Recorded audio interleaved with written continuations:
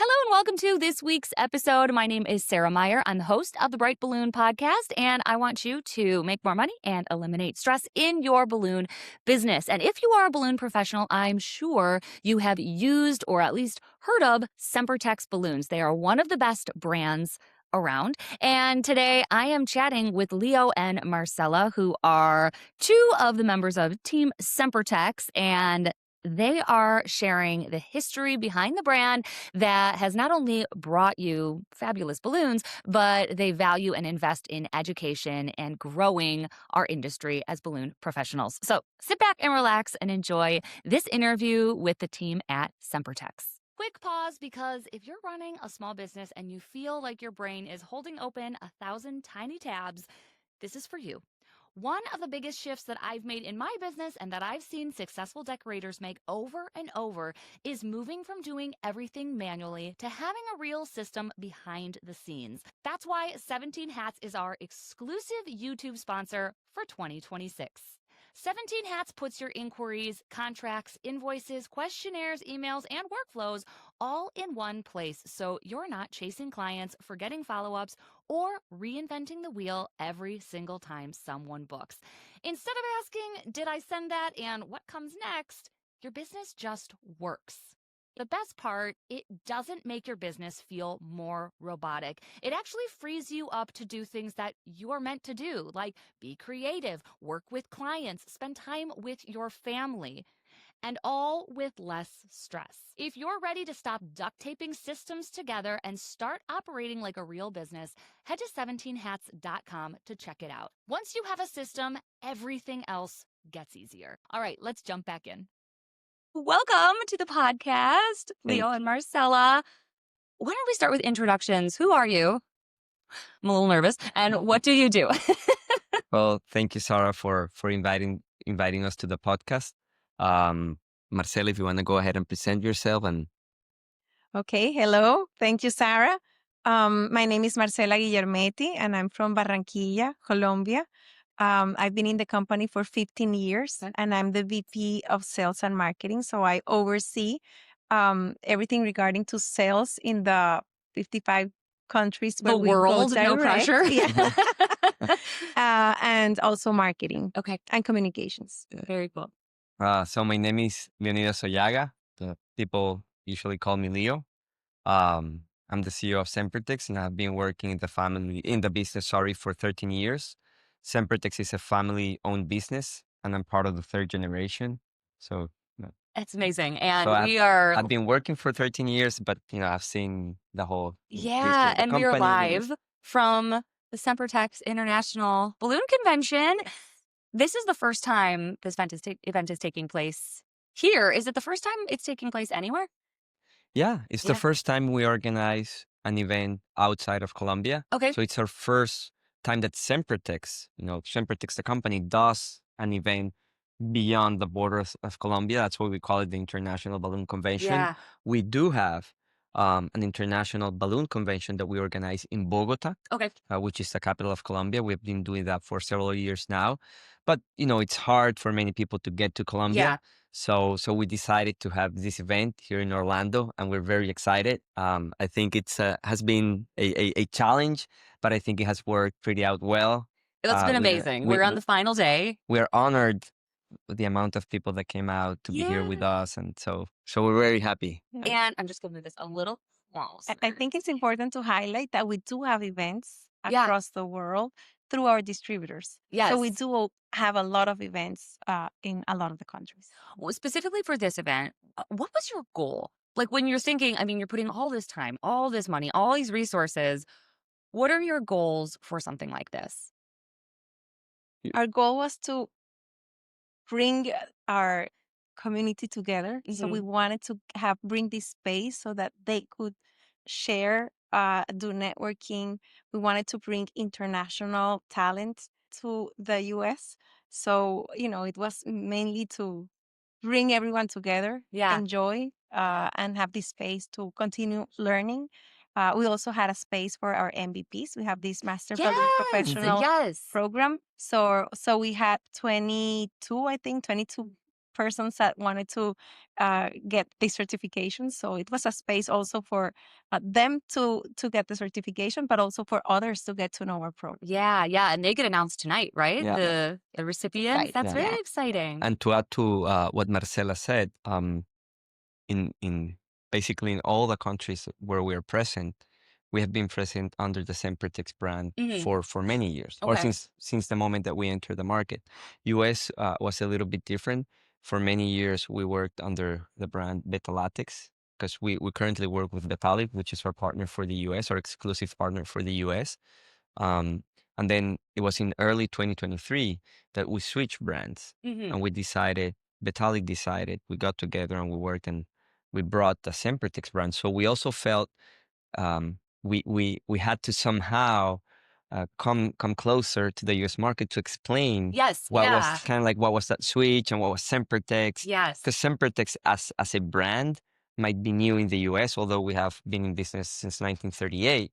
But it was a market in which for many years we worked under the Betalatix brand. Yes. So we wanted to kind of like to come closer to the U.S. market. Well, let's talk about the company as a whole, specifically the company culture, because I was telling my friends who aren't here, like, if I had to explain this event, it's just like, it's fun. And you guys seem fun, and the party seems fun, and the classes seem fun. Like, it just is that part of the culture that everyone is just encouraged to have fun and enjoy themselves and like celebrate. Well, our purpose is to spread happiness through balloons, through high quality balloons.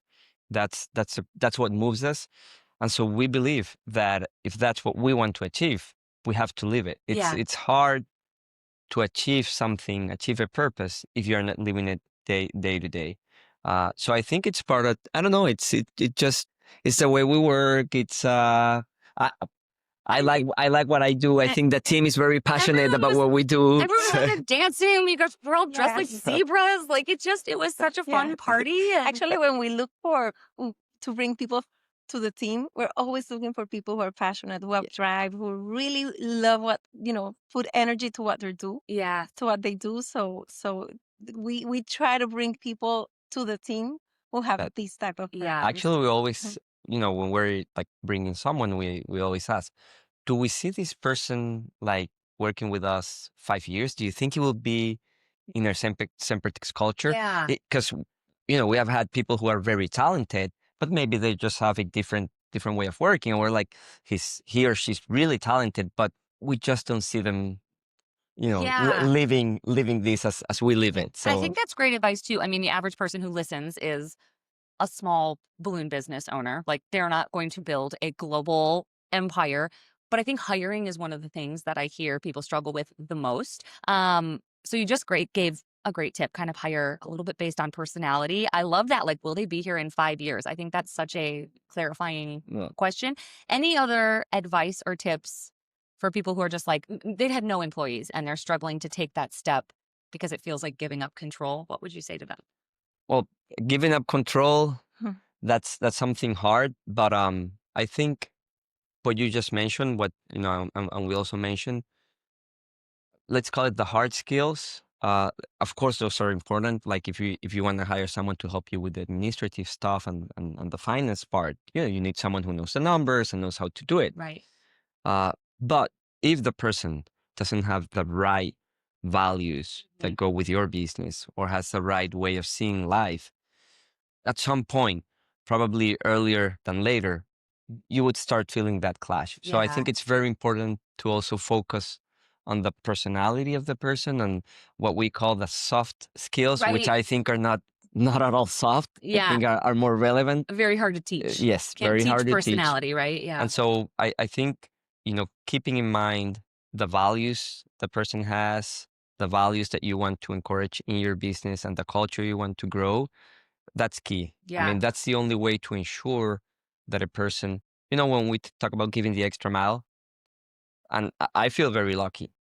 My team, like when we meet with them, like for this event, for example, I have to be totally honest, like they did all the heavy lifting. They did all the heavy lifting. And I I totally delegated on them Yeah. because I know they're so passionate about this, Yeah. that they wanted to make this a success. They wanted to, ensure that people had fun, that I just, hey guys, whatever you do, I know you do it well, but I can do that. I can let power go, if you will, because I know they're passionate about it. I know Yeah. that they share the values. I Right. know They're that not when going to throw a bad event just because you're not micromanaging, right? Yeah. exactly. So Amazing. Cool. Well, let's rewind how many years? 87 years or however you said. Last night we had a panel discussion and you showed a great video, just like the history of Sempertex, all these things I didn't know. There was one part in there you talked about all the way in the beginning that you have developing and you needed to have value ingrained in all of your products. What were some of those early products? And can you speak to that? When you mentioned that just like quality has always been kind of the backbone of your business. So the company was founded by my grandfather back in 1938, so 87 years, as you said. But initially, the company did several products. So we had balloons, but we also had gloves, like gloves for the hands. We did pacifiers, condoms, and toys. Okay. So many products that could be done out of latex. Okay. But Colombia's, I think that's no secret. It's a developing country. We're not a rich country. And my grandfather had emigrated from Austria. So he came from what was then a rich country before World War II started. And he had this idea that if he was going to sell a product to someone, he wanted to ensure that if a Colombian person was going to make an effort to buy a glove, a toy, a balloon, whatever they were going to buy, that product that they were making an effort to buy had to deliver a lot of value. Yeah. So he had this idea that quality was non-negotiable. That was kind of like his mantra. Like whatever we do, no matter like any product we do, we had to be the best at it. Yeah. So that was, and I think that was an advantage when my uncle Oswald, who was leading the company in the early 1980s, when he decided, which was a really brave decision, to just say we will focus exclusively on natural latex balloons. We will stop manufacturing the other products. I think that like pillar of trying to do our best always and top quality helped us to get into like the big balloon market and helped us then reach international markets. So I love it. So, quality and quality, we don't see it as a product. By the way, it's the way we treat each other. It's the way you just mentioned like, hey, I saw you guys, you're having fun. We see quality as a way of life. Like we want to see quality in everything, even in our facilities. If you go to our facilities, they have to be clean. We want them to be nice. We want them to be like a really nice atmosphere when you come in to work, that you feel, hey, this is quality. Yeah. So, quality is ingrained in everything that we do. Okay. So you mentioned your uncle ran the company for a period of time. So it went your grandfather, your uncle, and then you? So actually, my grandfather started from 1938 until 1971. Okay. But then he fell ill. And then my grandmother took over the business for roughly 7-8 years. And those were very hard times for the companies because she had to take care of an ill husband. She had her kids. The eldest was 14. The youngest back then was 4. Oh my gosh, So I can't imagine. So, she had the kids, plus she had to take care of the business. And she never went to college. So, she had to handle business, kids, take care of the husband. So for 7-8 years, the company just barely survived. Yeah. And then when my uncle, the eldest son of my grandmother, turned 21, he started working for the company. Okay. So that's in 1979. And that's when Oswald joined the company and he became the CEO of the company. It was 21, but he was taking care of the whole business. Amazing. And he led the company for 40 years. And in 2019, my aunt, who had been working as a right hand of Oswald for more than 30 years, stepped in as the CEO. So Oswald retired. And then my aunt, who had been like his right hand, stepped in. So was that your aunt, his wife, or his sister? No, his sister. His sister. So, okay. so the second. Yeah. The second in the family. And then, she had been already working for many years. So she led the company for 4 years, and then she retired. And then that's when I was promoted to the role of CEO. Was there pressure for you to go into the family business? Is it something you always knew was going to happen, or what was your life like growing up, knowing that one day you had to pick a job? Like, was it going to be in balloons, or did you not know? Actually, it was the other way around. Okay. So we were always encouraged to know about the business, to be proud about the business. Actually, when I was very young, I would go to the company. It was way smaller than what we have today, and I would just run, and go and pick any balloon I wanted, and kind of like now you can go down because there's safety rules. Right. But we were never encouraged to work for the company. Okay. So we were encouraged to know about the company, to understand the business, to be proud of what the family was doing. But the message was, the company is not here for you. Mm. The company has many other responsibilities, and you have to, earn your way. So none of my cousins or my brother, we never thought like, okay, this is our career is here at Sempertex. In my case, it just happened accidentally. I was invited to join the company 13 years ago for a specific project. And then I got in love with it, and then another project, and then it just happened that way. But we were never kind of like conditioned that that's what we had to do, or that. That's interesting. But we did grow with the balloons kind of like very close to us, and the business was central to the family. And I interviewed the High Flip family yesterday, and they said the same thing. They were like, actually, we encouraged them to get jobs outside of the business, but then they all came back. Yeah. That's very cool. Well, it's amazing. I love learning about it. But part of why I know anything about your family story or the company background is because of the messaging and the education that comes from Sempertex. And that's where you come in, right? That's your job? Yes. And that's part of the success of Sempertex in Colombia. Like, we've been educating for over more than 30 years. So, we do more than 30 seminars in a year. We reach a huge customer base.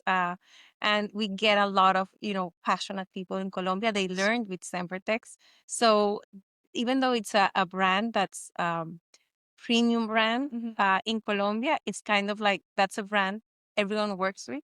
So we've been able to take that product to the hands of almost all decorators in Colombia. At least they learned with the brand, and today they really feel proud to work with a brand. Yeah. So we not only teach artists and decorators, but we have more than 2,000 customers that are independent stores. Okay. And they work with the product. So we teach those people who sell the product in the stores so that they understand, what they're talking about. Yeah. Because it's not the same to say, okay, this is a good balloon, it's a high quality, unless you really try the product. Because you buy the product uninflated. Right. So you really don't know what you have until you try it. Yeah. Until Are these like grocery stores or like party stores? No, those are party stores. Okay. They're party stores. We call them like wholesalers, but they're really not like the wholesalers that we see in other countries. It's more like independent stores. Some of them may have like 8 stores across the nation, but it's usually like independent stores. Yeah. Mom and pop. Mom and pop. Usually mom and pop party stores. Yeah. And they're across the nation. So we teach in almost, the top cities in Colombia. So we reach like 20 cities. And every year we have this educational hub. Yeah, that's amazing. Have you seen, here in the US, there was a huge influx of new balloon artists, probably in the last like 5 years. COVID kind of set it off, and then it's still growing, I think. Is that everywhere? Have you seen that globally, or is that something unique to the US?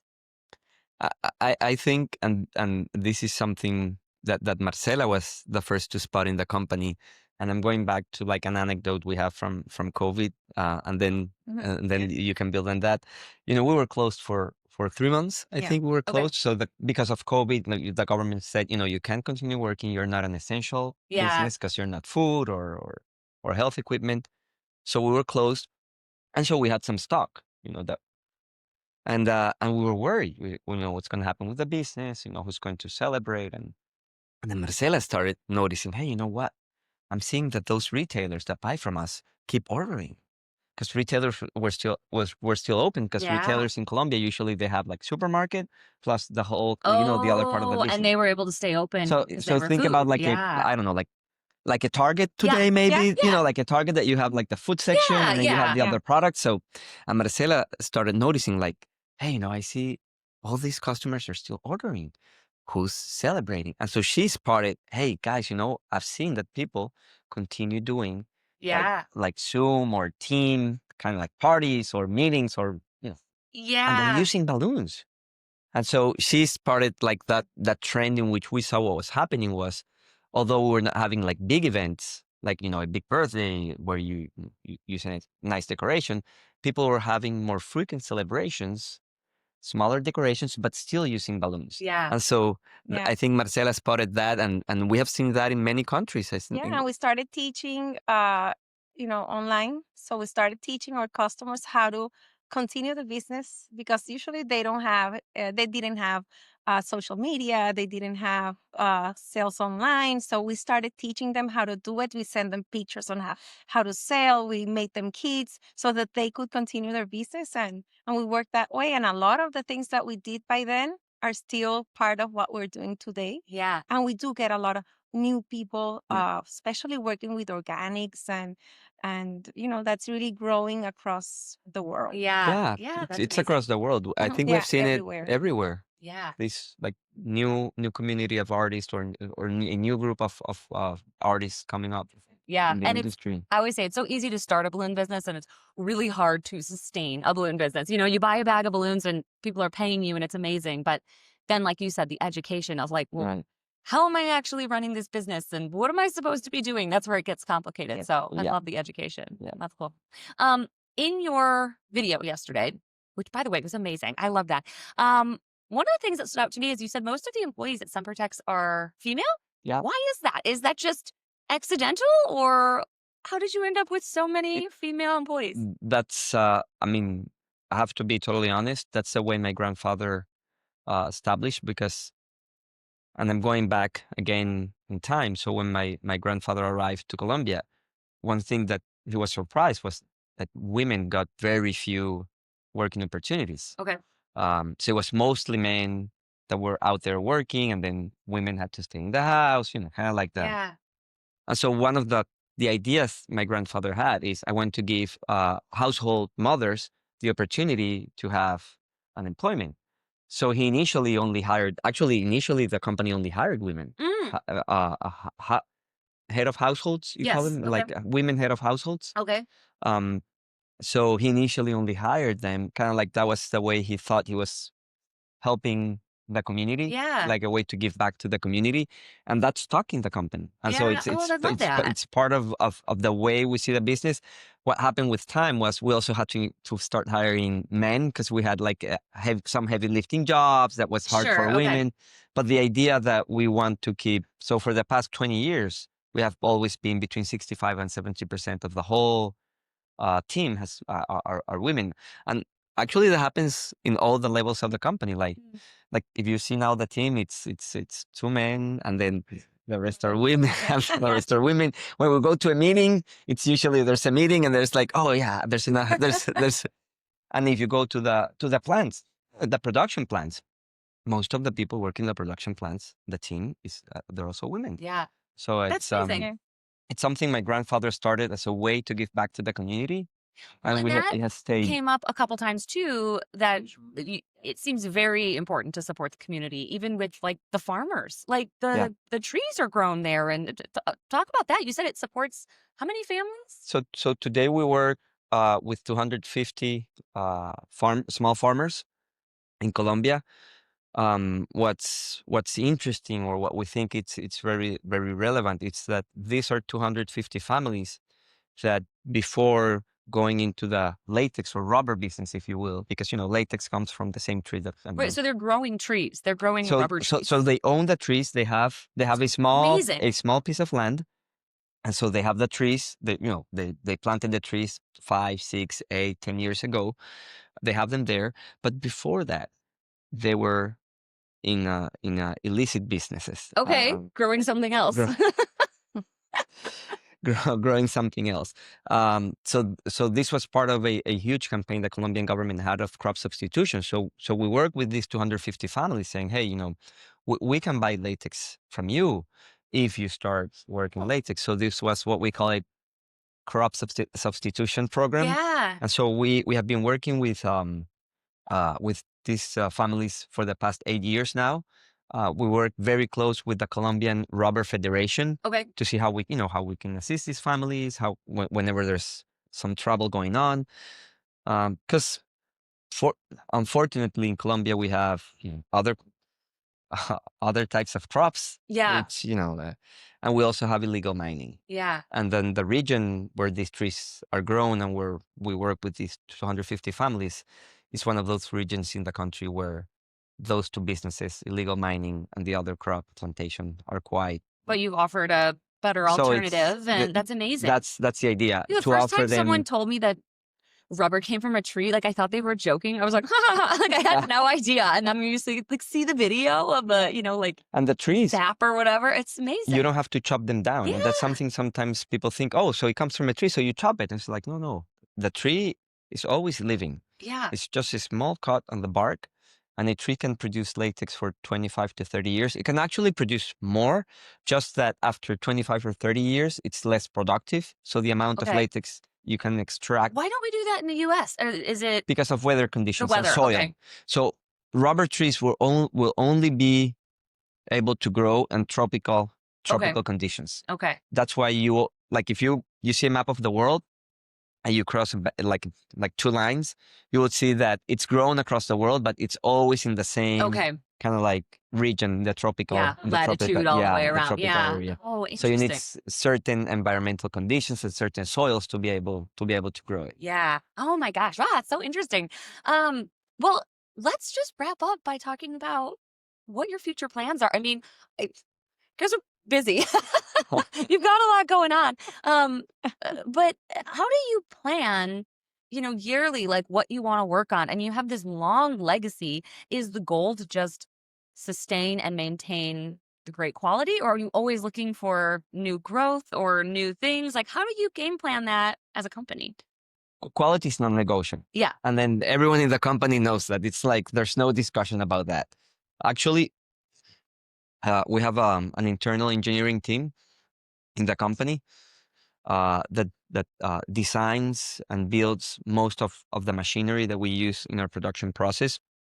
So they're always constantly working to see how we can improve our equipment to continue guaranteeing our quality over time. And so like updating the equipment. So the quality, that's... Yeah. So is that every year? Are you focusing on like, what do we need to do to Yes. to ensure So every year we are investing in updating our equipment. Amazing. That's so when we have a budget, so we take the budget, we know there's a percentage of the budget that will always be invested in keeping up our technology. And so we have the team to do that. But then Marcela and her team, they're always coming up with plans. I don't know if you want to talk more about that, but which colors we're going to launch, which markets we see opportunities, what type of education we want to work with outside, the Colombia. Oh, yeah. So she's always coming up with plans, and sometimes, hey, Marcela, please. Yeah, luckily we always have ideas. So we haven't ever run out of ideas, but we want to continue to strengthen what we have.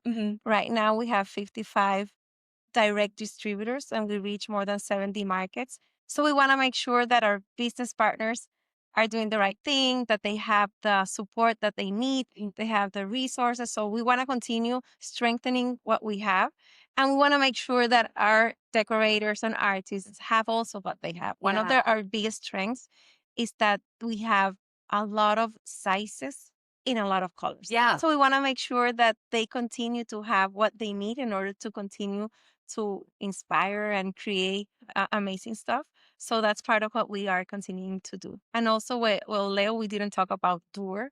Yeah. We continue now to have like a new business unit where we're using our recycled balloons, the ones that are left from the manufacturing process, but we're also collecting balloons after events in Colombia. So in Colombia. Have, so far, we collect balloons. You actually collect used and balloons and recycle those? We have them in stores. You have to do it here. We want to do it here, but it takes a little bit That's more amazing, 'cause than there's- And each state has its own law to be able Okay. to collect, so it's more complex. In Colombia, we have like a national yeah. regulation, so we have that regulation, and then we can go to all the Oh my countries gosh, pick that's up the and problem Yeah. that needs solving here. What happens to all these balloons? I'm like, well, I tried my best to answer, but I think, my gosh, that would be so So cool. that's part of our big plan. Yeah. We've been to several fairs here in the US, like in Orlando, in Las Vegas, showing our product because it's a Yeah. wonderful product. So we want to continue also that business. So yeah, I think we have big plans for this year and the It's ones that really are coming cool. forward. Well, Yeah. and I have a big question, and I don't think you're going to give me an answer, but will this event be happening again? To be determined? That's something that we've got the team. They're like, let us get home first. Oh my God. But we want to do it. It was wonderful. Yeah. I mean, I think it was just so well done. Thank you for such We're a wonderful negotiating. week. We No, want to do it. It's amazing. I feel so grateful, that so many people came to the event, the energy Yeah. that, they brought to the event. It's it's very humbling to see how much passion people put into that art, Yeah. into the art, into the balloon decor. It just Yeah. motivates you more to like continue doing things better and continue improving. So yeah, it's something like we have been like saying, hey, should we do it Yeah. again? Well, a And lot of times when? I go to a lot of events, and a lot of times I go home pretty exhausted. I'm tired. I'm more exhausted than when I went. And this one, I'm like Yeah. recharged, and I've been sleeping, and I have all these ideas. We're all talking about it. We're like, Yeah. we should do it, Yeah. So hopefully we will be doing it. Well, yeah. And if you don't, it's not because it wasn't successful. This has been amazing. So thank you Thank so you. much. And thank you for taking the time. It was Thank so you, nice to meet Sarah. you. Thank you for having us. Thank you for having us.